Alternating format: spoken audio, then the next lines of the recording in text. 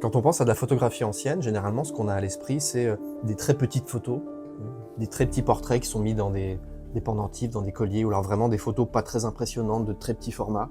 Là, j'ai vraiment voulu prendre une route totalement différente et vous montrer une grande photo, une photo qu'on dit de très grand format, qui est une photo panoramique de la ville de Sherbrooke.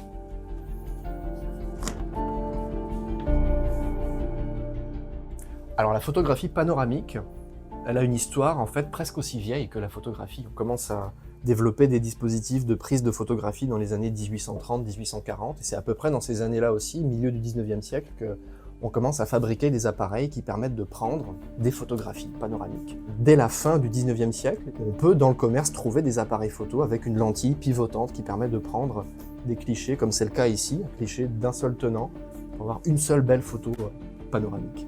Alors maintenant, si on joue un petit jeu d'enquête, et qu'on cherche à savoir de quand elle date cette photo, quand est-ce qu'elle a été prise.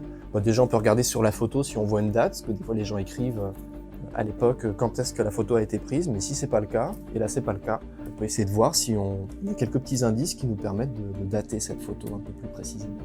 Alors si on commence par la gauche de la photo, il y a déjà un bâtiment là qui nous permet de donner une période assez précise. C'est l'édifice religieux qui est là, qui est l'église Saint-Jean-Baptiste. Celle-là, elle a été construite entre 1905 et 1908. Donc déjà, on sait que cette photo, elle a été prise après 1908. Si on regarde un petit peu plus loin, les rues qu'on voit vraiment bien, c'est ces rues qui sont là. La première en contrebas, désormais, elle s'appelle Kennedy, et celle-là, c'est actuellement la rue Bruno Dandonneau. Si on s'approche de cette section, un peu plus près, on peut remarquer ici un petit détail qui est intéressant, c'est une petite voiture. Et cette petite voiture, il me semble bien que ça ressemble à une Ford Model T. Et les Ford Model T, on commence à les produire à partir de 1908, fin de l'année 1908. Donc ça confirme qu'on est définitivement après 1908.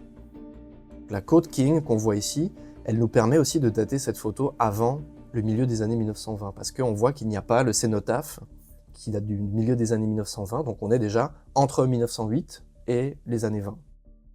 Et l'endroit qui nous permet vraiment de dater cette photo encore plus précisément, c'est le plateau Marquette, qui est juste ici. Et là, il y a des bâtiments qu'on reconnaît vraiment bien, notamment le séminaire Saint-Charles-Borromée, qui est là, lui il est construit en 1875.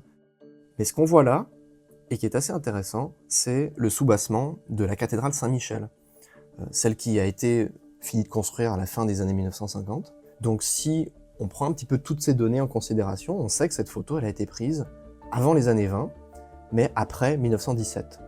Ce qui est impressionnant, c'est qu'on peut voir en une seule photo comment la ville s'est étendue, quels sont les styles architecturaux, on voit des moyens de transport, on voit le tram, on voit des chevaux, on voit une voiture, on voit des ouvriers de la construction en train de travailler, on voit littéralement toute une portion de la vie de la ville, il y a un siècle, en une seule photo.